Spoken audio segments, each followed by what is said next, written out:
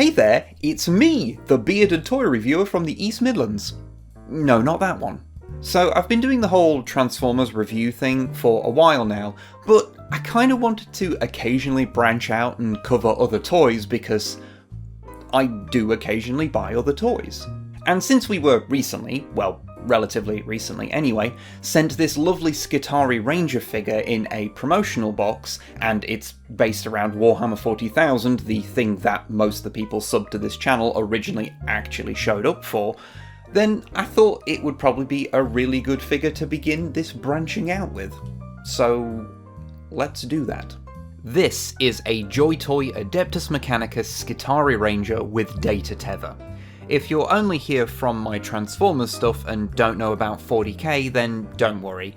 All you need to know is that they're a soldier from a faction that loves technology so much it's their religion. This one just happens to have some extra communications equipment. So right away, this thing is gorgeous. The paint applications are incredibly clean and well done.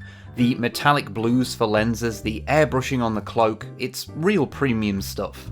My only real complaint is a purity seal that's gotten scuffed somewhere before it got to me, but even then that's just making me notice how they actually bothered to put some squiggles on the attached parchment. The details all look spot on to me, although I don't have any of the original miniatures to compare. But if you're curious about their size, then here they are compared to a modern Space Marine Mini. And here they are compared to an old Space Marine Mini, and here they are compared to a Deluxe Class Transformer and a Star Wars Black Series. Yeah, they're kinda small to be honest, and they look especially small next to the McFarlane 40k figures. If only these ones started showing up in places like B&M cheap like those McFarlane ones do. Although that is unlikely because, how do I put this nicely? This is a lot better than a McFarlane figure. Sorry, I'm just not the biggest fan of McFarlane stuff, to be honest. It's the faces, they never look right. To be fair, there are some concessions to allow for better posing here. The most visible being on the elbows, which look a little odd if you pay too much attention to them. But once we get to how the articulation feels, you'll absolutely understand this decision. Now let's look at accessories. They come with an extra pair of hands, a stand, a nice long rifle, a backpack, and a backpack for the backpack. The extra hands are useful for getting some different poses out of them. And the galvanic rifle, is lovely looking, but it's kinda big and unwieldy, so there's limitations in how you can pose them with it, but that's just kinda something they can't help since it's from the original minis.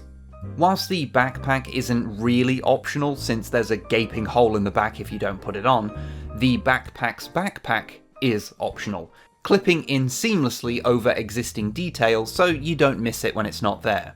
And it has this long dangling communicator thing, which looks great when the figure is posed with it, but there is no real place to put it when it's not in use that I can see anyway. In official pictures they just kinda wedge it back there, but it's entirely held in by friction, there's no peg or anything. Also, for complete transparency, this little dangly thing on the backpack did fall out at one point and I had to glue it back in there, but I didn't really see what happened, so I don't know if I was handling the toy in a foolish manner or if it was a manufacturing error. I bring this up mostly because doing this is oddly satisfying, so if it does fall out, I just wanted you to know that it's not a big deal to just glue it back in there. Although ideally, for this price tag, stuff really shouldn't be falling out. And when it comes to their articulation, man does this thing feel nice. It's hard to demonstrate without having it in your hands, but every joint feels smooth and consistent in a way that I have rarely felt from any other figure. Nothing stiff, nothing loose, just spot on. There's some restrictions around the legs since there's the jacket, the cabling between the legs and the crotch plate, but even then there's a lot you can do with them. Although for a lot of poses you will probably need to use the included stand, but that's just something that plagues toys that aren't robots with giant mechanical feet. These mechanical feet are tiny. God, even the ab crunch is buttery smooth. Yeah, this thing's great. Now for the thing I have mostly avoided talking about. The price. These JoyToy figures are not cheap.